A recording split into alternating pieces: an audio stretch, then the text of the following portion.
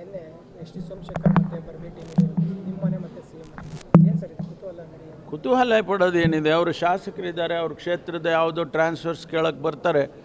ಈಗ ನಮ್ಮಲ್ಲಿ ಎಲ್ಲರೂ ಬರ್ತಾರೆ, ಅಪೋಸಿಷನ್ನವರು ಕೂಡ ಬರ್ತಾರೆ.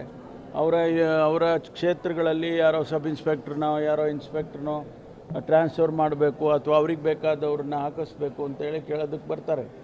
ಅದೇ ರೀತಿ ಸೋಮಶೇಖರರು ಮತ್ತು ಹೆಬ್ಬಾರ್ ನಿನ್ನೆ ನಮ್ಮ ಮನೆಗೆ ಬಂದಿದ್ದರು. ಅದರಲ್ಲಿ ಹೆಚ್ಚಿನ ಅರ್ಥ ಕಲ್ಪಿಸೋ ಅಂಥ ಅಗತ್ಯ ಏನಿಲ್ಲ. ಒಂದು ವೇಳೆ ಅವ್ರು ನಮ್ಮ ಪಕ್ಷಕ್ಕೆ ಬರ್ತಾರೆ ಅಂದರೆ ಓಪನ್ ಆಗಿ ಬರ್ತಾರೆ. ಕದ್ದು ಬರೋದೇನಿದೆ? ಕದ್ದು ಬರೋದೇನು ಅಗತ್ಯ ಇಲ್ಲ. ಈ ಕಾಲದಲ್ಲಿ ಯಾರೂ ಕದ್ದು ಬರೋದಿಲ್ಲ, ನೇರವಾಗಿ ಬರ್ತಾರೆ. ಅದಕ್ಕೋಸ್ಕರ ಈ ನೆನ್ನೆ ಬಂದಿದ್ದು ಮಾತ್ರ ಅವರ ಈ ಕ್ಷೇತ್ರಗಳಲ್ಲಿ ಟ್ರಾನ್ಸ್ಫರ್ಸ್ಗಳಿಗೆ ಲೆಟ್ರ್ ಕೊಡೋದು ಬಂದಿದ್ದರು.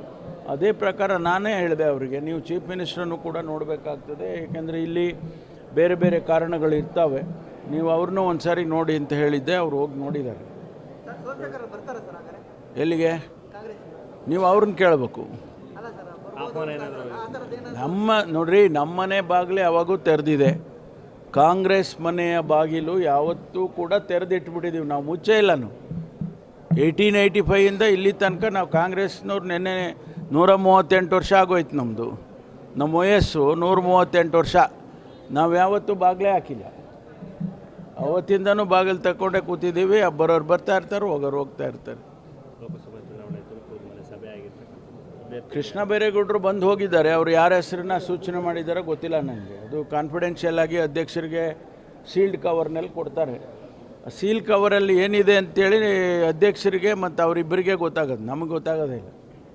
ಸರ್, ಲೋಕಸಭೆ ಚುನಾವಣೆ ಅಷ್ಟೇ DCM ಸ್ಥಾನ ಆಗಬೇಕು ಅನ್ನೋದು ಮತ್ತೆ ಮುನ್ನೆಲೆ ಬಂದಿರೋದು. ಸತೀಶ್ ಜಾರಕಿಹೊಳಿ ಅವರು ಹೈಕಮಾಂಡ್ ಒತ್ತಡ ಆಗ್ತಾ ಇದ್ದಾರೆ, ಸಮುದಾಯಕ್ಕೊಂದು DCM ಸ್ಥಾನ ಕೊಡಿ ಅಂತ DCM ಕೊಡಬೇಕು ಚರ್ಚೆ ಆಗ್ತಾ ಇದೆ. ಸರ್, ಏನಾದರೂ ಅಷ್ಟೊಳಗಡೆ ಆಗುತ್ತಾ ಅಂತ? ಇಲ್ಲ, ಅದು ಅವರ ಅಭಿಪ್ರಾಯ ಹೇಳಿದ್ದಾರೆ, ಅದರಲ್ಲಿ ತಪ್ಪೇನಿದೆ? ಅವರವರ ಅಭಿಪ್ರಾಯ ಹೇಳೋದಕ್ಕೆ ಯಾರೂ ನಿರ್ಬಂಧನೆ ಹಾಕೋದು ಇಲ್ಲ. ಅವರ ಅಭಿಪ್ರಾಯನ ಹೋಗಿ ಹೈಕಮಾಂಡಿಗೆ ಸತೀಶ್ ಜಾರಕಿಹೊಳಿ ಅವರು ತಿಳಿಸಿದ್ದಾರೆ. ಅದನ್ನು ಕನ್ಸಿಡರ್ ಮಾಡೋದು ಬಿಡೋದು ಹೈಕಮಾಂಡಿಗೆ ಬಿಟ್ಟಿರೋದು.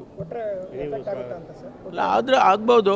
ಅವ್ರ ದೃಷ್ಟಿನಲ್ಲಿ ಆ ಸಮುದಾಯಗಳಿಗೆ ಉತ್ತೇಜನ ಕೊಟ್ಟಾಗ ಆಗ್ತದೆ, ಅವರೆಲ್ಲ ಕಾಂಗ್ರೆಸ್ ಪಕ್ಷಕ್ಕೆ ಮತ ಹಾಕ್ತಾರೆ ಅನ್ನುವಂಥ ಅಭಿಪ್ರಾಯ ಅವ್ರದ್ದಿದೆ.